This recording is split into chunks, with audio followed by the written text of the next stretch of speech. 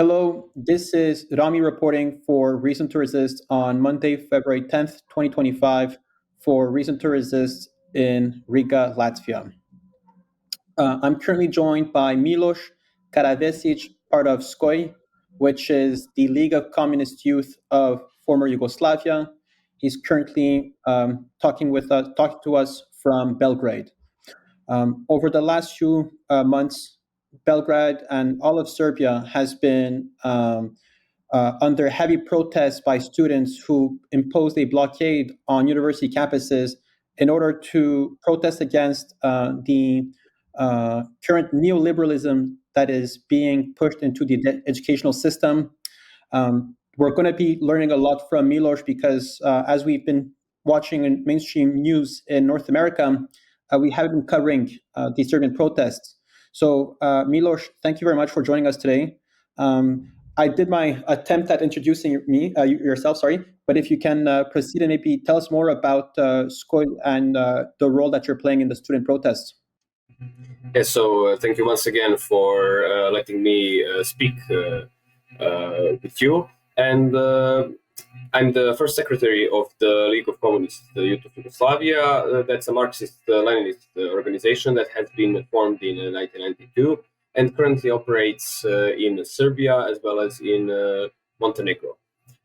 So regarding the protests, the members of our organization that are students are participating in the blockades and using these blockades to discuss and to promote ideas such as free education, such as struggle against Bologna Declaration, and also not to allow any opposition and neoliberal groups and the groups that are linked, students that are linked to the opposition parties, to influence the protests and to use them for their own gains. Now, Milos, can you tell us how the protests first started? What was the main trigger that launched the protest, and when did they start?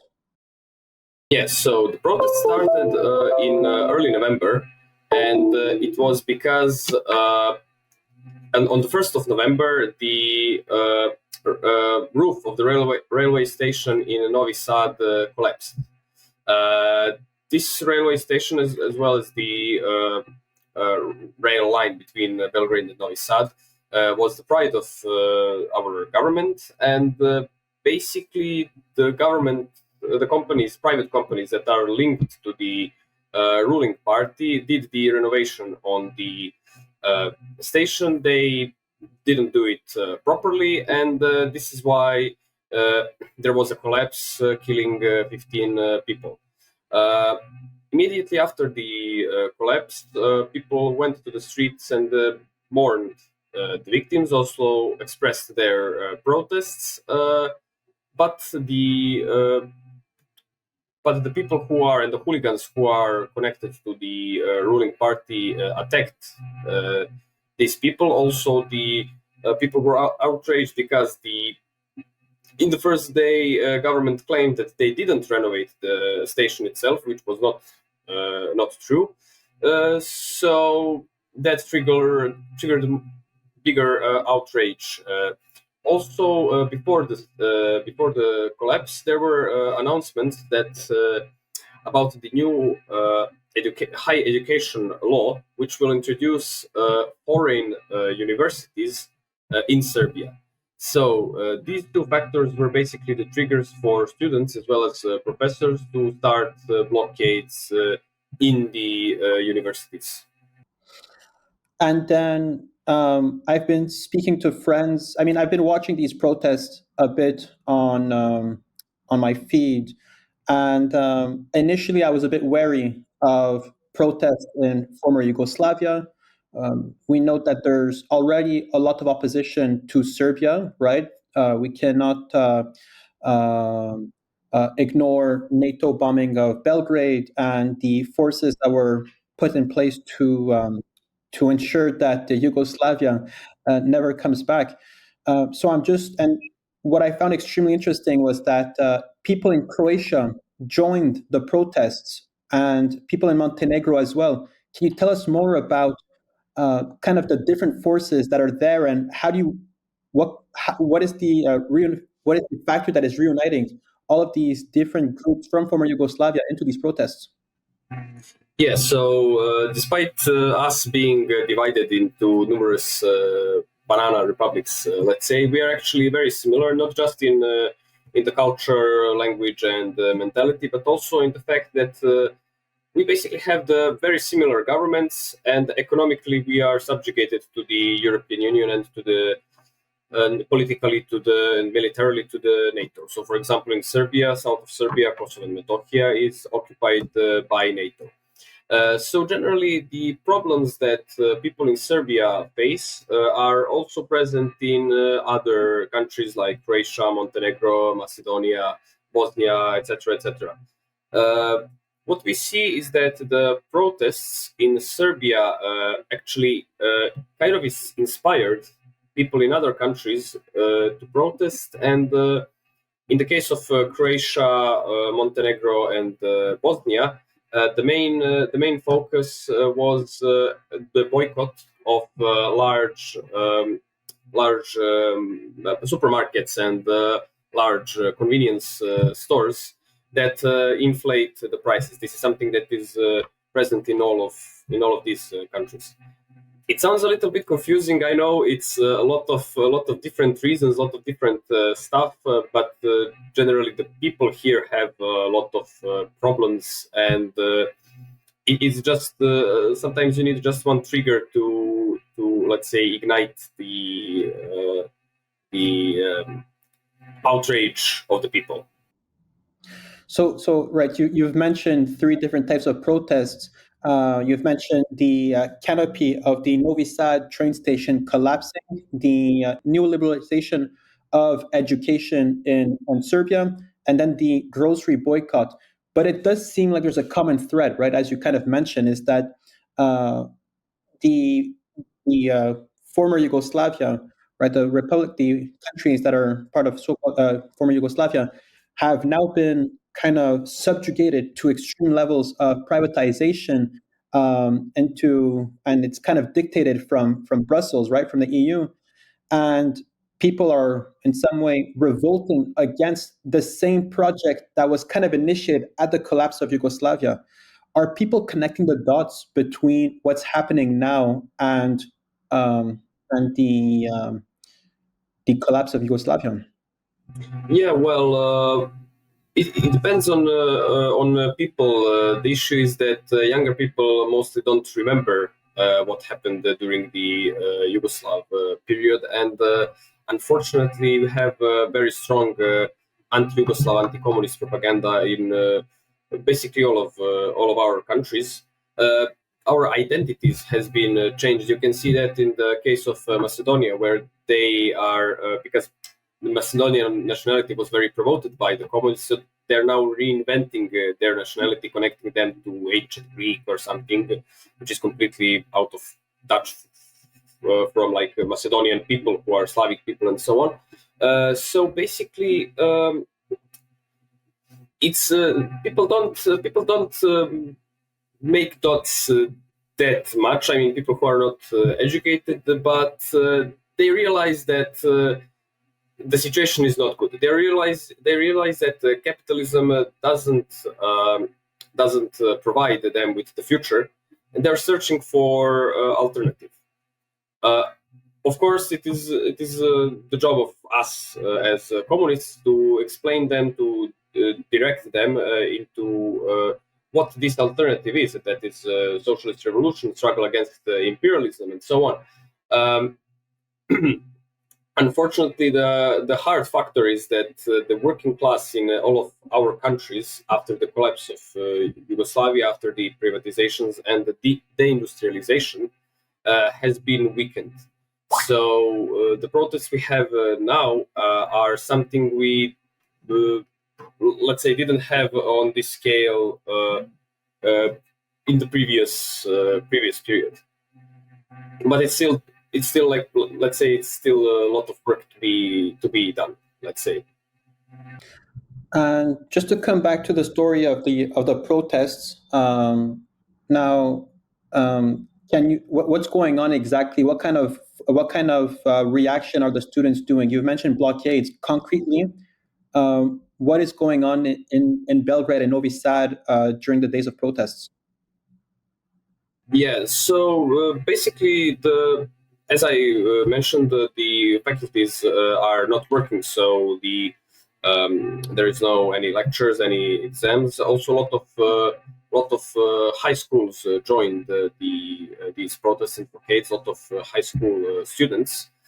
So basically, you have some activities in these schools and universities, and also you have different protests on the streets. So you have like several smaller protests. Usually every day you have on several locations 15-minute blockades to honor 15 victims of the train station.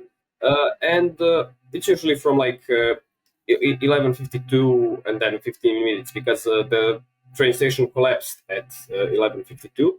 And also you have, let's say, every 2 weeks you have massive protests, and currently you had like protests in different cities. You had two in Belgrade, then you have two very massive protests in Belgrade, then you had one in Novi Sad, and now the next protest that will happen is in Kragujevac on the 15th of February. And actually 15th of February is an important date for Serbia, because that's when the first Serbian uprising happened, and basically the modern Serbian state started on this day in 1804. Now, you've mentioned that students are on strike, meaning every day schools are there's a picket line. Teachers cannot teach, students cannot enter university every single day. Yes, so I mean, students can enter the university, but you don't have any lectures, any activities that are related to And education. and how are the strikes enforced? Has there been a vote, and is the vote happening on a weekly basis? Like, how is the what is the logistics between imposing these blockades?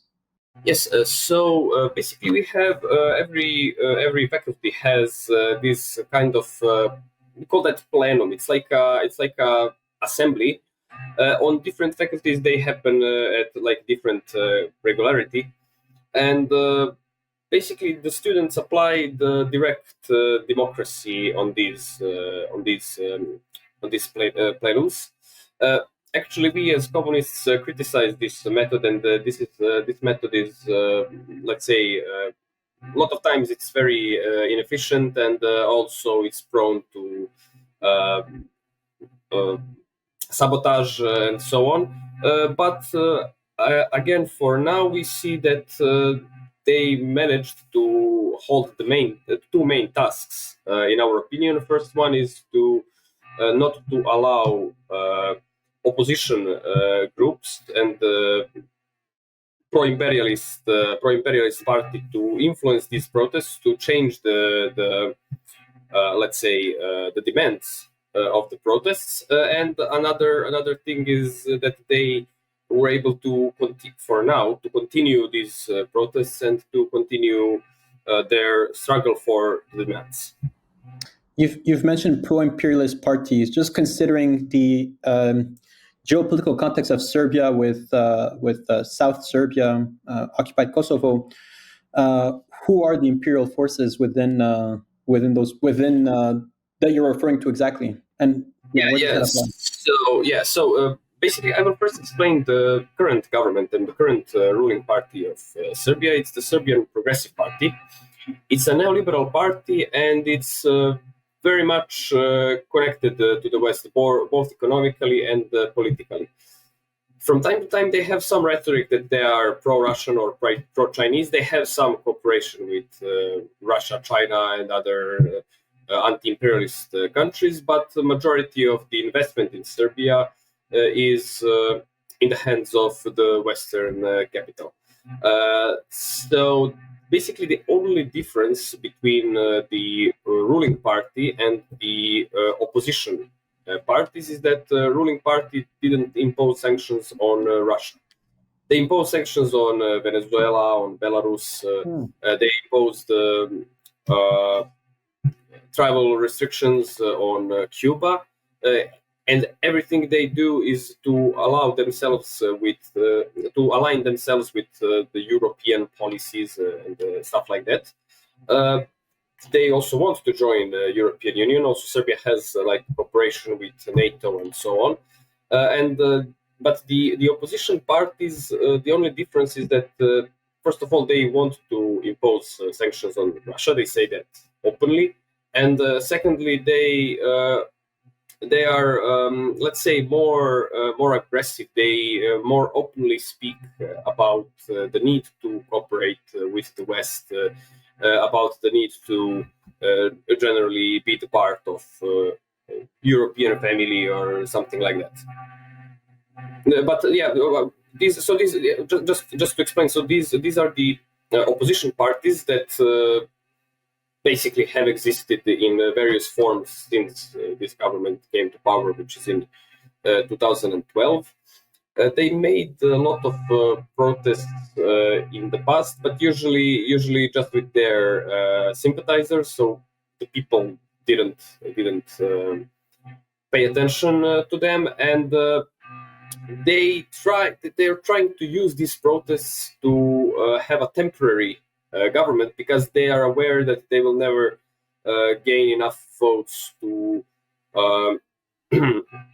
to get to win the power through elections, because generally people distrust them even more than the government. And you've mentioned that you were able to. There's a threat that people could infiltrate through the structure of which these votes are happening.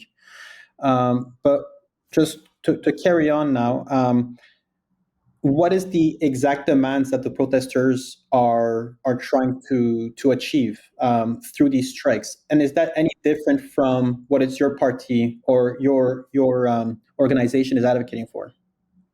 Yes, so there are four demands of the protests. The first one is to for the entire documentation to be published regarding the renovation of the train station. The second demand is to persecute all those who attacked protesters, because there were a lot of attacks on the protesters from pro-government hooligans and so on. The third demand is to release all the students who have been arrested for protesting, especially in the first month of protests. And the fourth demand is to increase 20% of financing the education. Or high education. So these demands are justified. But of course, what is our main line is that the students should also push for free education, for dismantling of Bologna declaration, as I mentioned, and actually we can see that the government trying to appease the students actually allowed some gains. For example. They announced that the tuition fees will be reduced by 50% for all students who are paying their scholarships. So that is something that is, of course, very good for the students. And when did they concede that? Sorry? When did the government concede in dropping the tuition fees by 50%? I think it was 2 or 3 weeks ago. Pardon me, it's very hard to track time. Because a lot of Of course. Especially with all the protests. But I mean, the students are still carrying forward. I mean, it's been 2-3 weeks that the government has been trying to do some concessions, and the protests are still getting momentum. So, what could explain that? Yeah, well. We can explain that generally the people are outraged, and these protests are actually much more massive more massive than the government and the opposition parties ever expected. Actually, to be honest with you, now it is entering kind of a strange phase because you have a lot of protests. The government, they say they fulfilled the demands, but all of the demands have been fulfilled partially. So a lot of things are very, very vague currently, and people are just continuing to protest. I think for their dissatisfaction with the general situation in the country. The good thing is that these protests also inspired lawyers and public transport workers and some other, of course, high school professors. Inspired them to strike, to also enforce some of their demands. So it's let's say it's a messy situation, and we will see how it will resolve eventually. So, I mean, I just want to emphasize how massive they are because I've been seeing the images. You're talking here about uh, I don't know how many months of students being on strike. Um, this is do you know how many people are in the streets protesting every other week? Yeah, I don't know about like the concrete protest, but I know that the the number of protests, for example, in late December in Belgrade. This was in the center of Belgrade. This was the most massive protest ever seen in Serbia. I think Novi Sad was also a very massive. That happened not this weekend, but previous weekend. Basically, before these protests, you had the 5th of October Counter-Revolution that happened in 2000, and this was considered as the most massive protest, which was of course organized by the West and very, very counter-revolutionary, basically, that brought down our country. But these protests, which are not organized by the West, which are more genuine, let's say, coming from the people themselves, are bigger than anything we had before. And Milos, just because many of our viewers are from Canada, in 2012, while I was in CEGEP, I remember telling you this on the phone a few days ago, Milos, but we had the Quebec tuition hike strike. So the government of Quebec proposed an increase in tuition fees, which has sparked one of the longest student strike in Quebec history, which lasted months, where students did not go to school, universities were shut down, and the picket lines were enforced, meaning students themselves barricaded the universities, not letting other students get to their classes. And this sparked a every university to kind of jump in on this protest, and it gained a lot of momentum, which eventually led to the resignation of the Prime Minister of Quebec, Jean Charest, who was the one who proposed these increases, and launched an election which marked the downfall of the Liberal Party in Quebec. I remember reading that the Prime Minister of Serbia, Vucic, I think he has the same name as the President of Serbia, but he's Vucevic. Vucic, President, and Vucevic is the Prime Minister. Yeah, precisely. Just the names are very, very similar. So thank you for catching me on this one.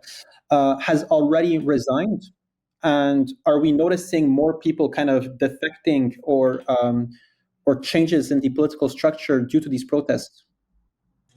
Yes. So the Prime Minister resigned, but it's interesting that this wasn't actually the demand of the students at any point, and the most plausible explanation is that he did this to also to appease the students, to appease the opposition, because the government, they think in this parallel, like you have a government, you have opposition, so they are really unable to catch on, let's say, with the demands of the people, of the ordinary students.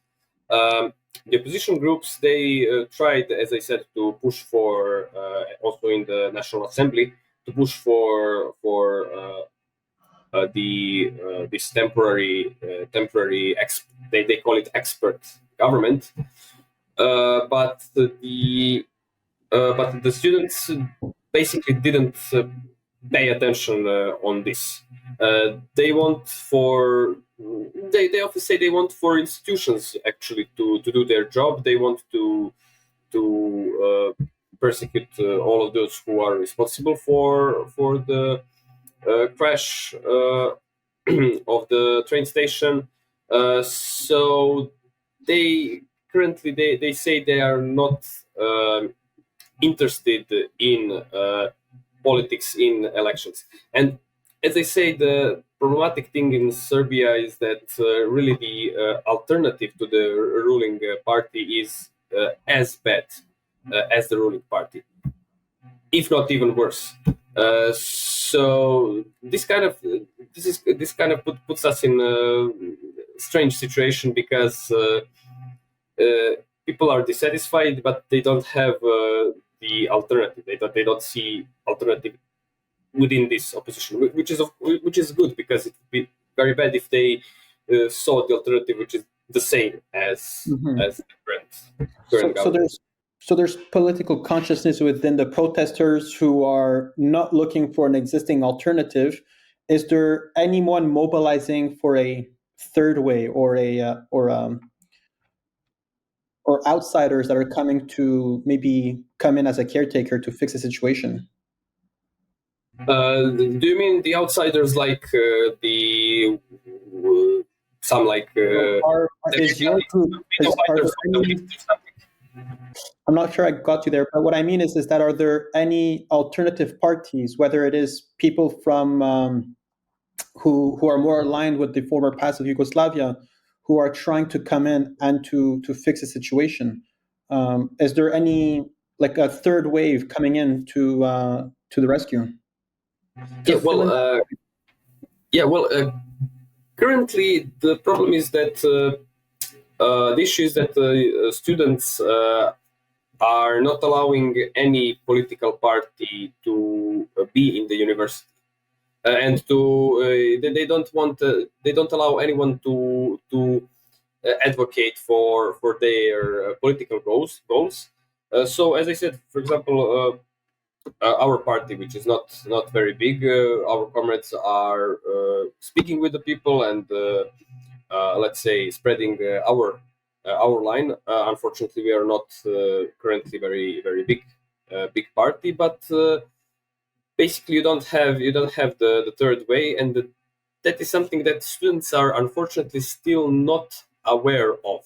So their political consciousness is not on that level that they can recognize the actual alternative, which is of course socialism, and Serbia being in anti-imperialist camp, doing away with EU. Okay, they understand that European Union is bad and people don't want to join the EU, but they still don't have like proper alternative ahead of them, let's say. And I just wanted to maybe double down on the history of Serbia, in the just before the collapse of Yugoslavia, right when it was just Serbia and Montenegro combined together. There was the NATO bombing of Belgrade and Novi Sad. I think, the Ministry of Defense building in downtown Belgrade is kept as is, and it was completely demolished by NATO. And there's even a big monument a bit outside of Belgrade for the Chinese embassy staff that were killed by the Americans, right? You want to call it that way. So Serbia does have that deep history of of being a victim of Western destruction, and for being an anti-imperialist force in the region. So I'm just curious, is there any way that the protesters can put these two things aside, right? There's clearly a bit of a correlation between the neoliberal that is impacting the education system and the history of Serbia that brought it to where it is today. So I just was curious to know if you had any comments about that.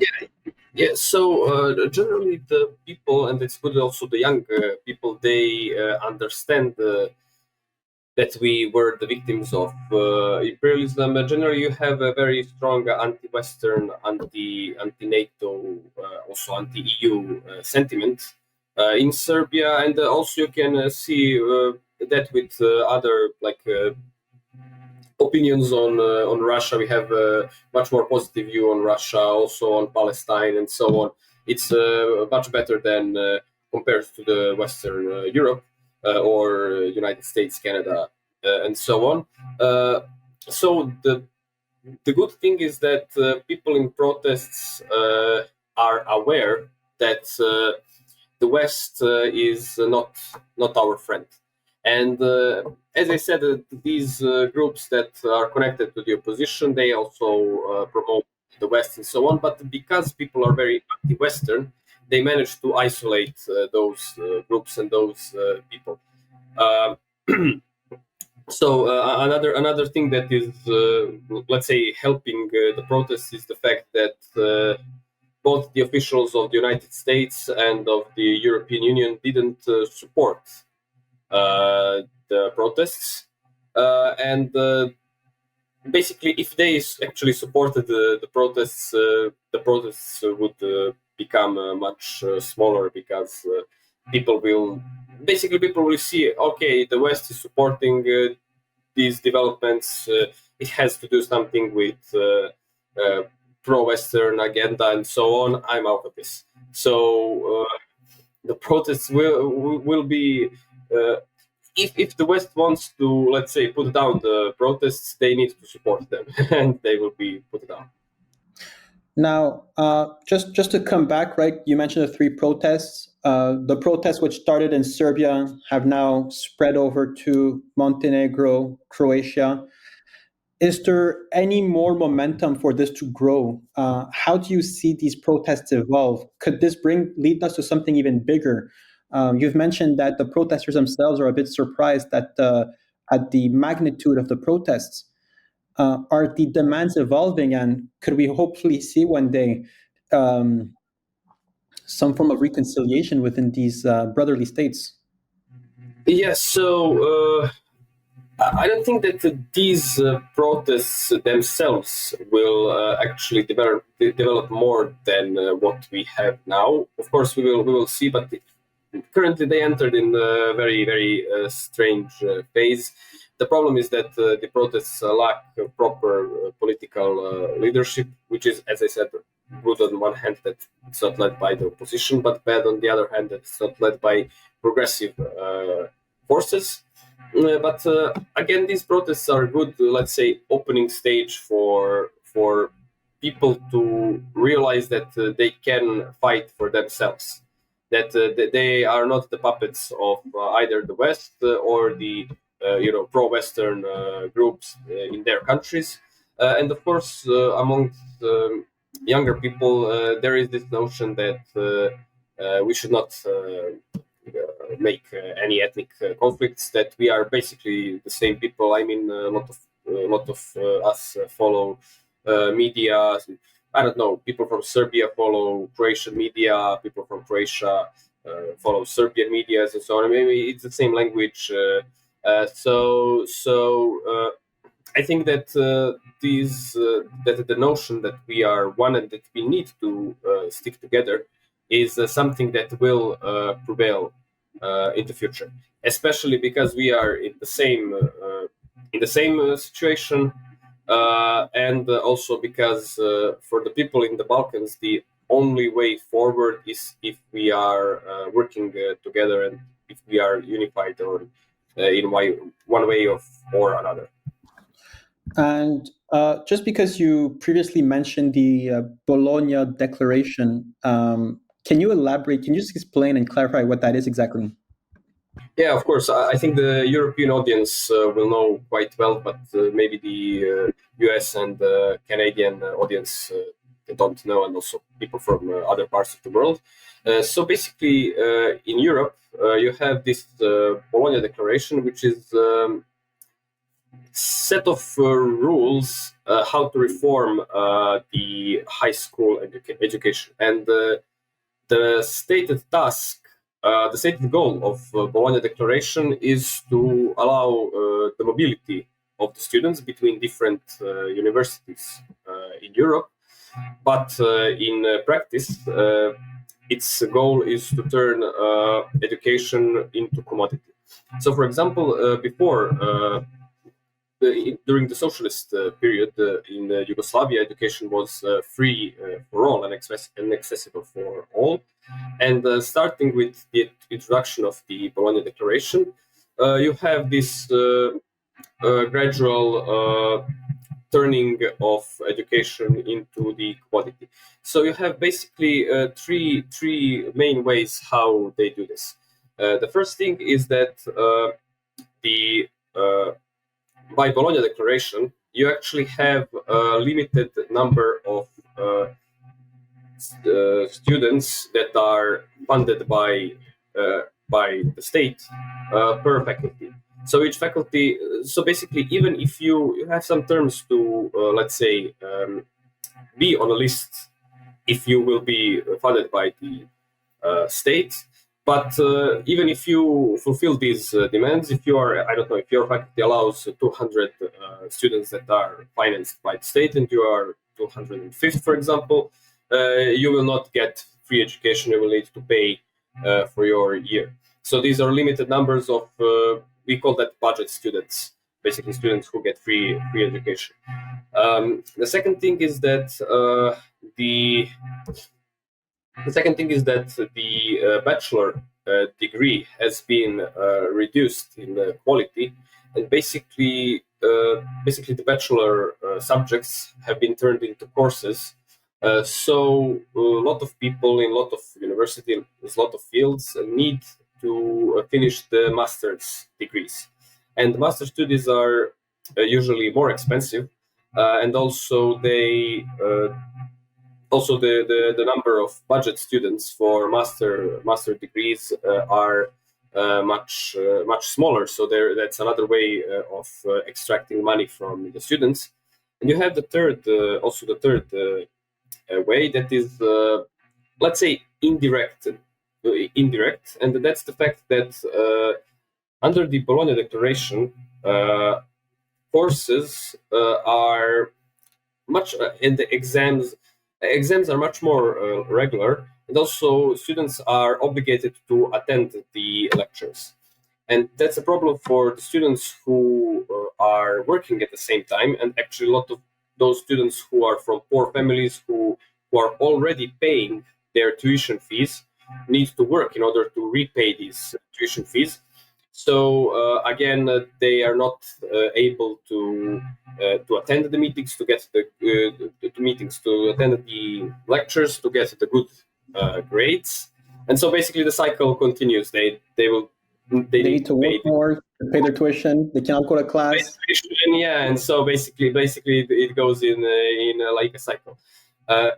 Another problem that is not directly related to Bologna Declaration is the fact that now we have more and more private universities in Serbia, and the quality of public universities has been decreasing since year 2000.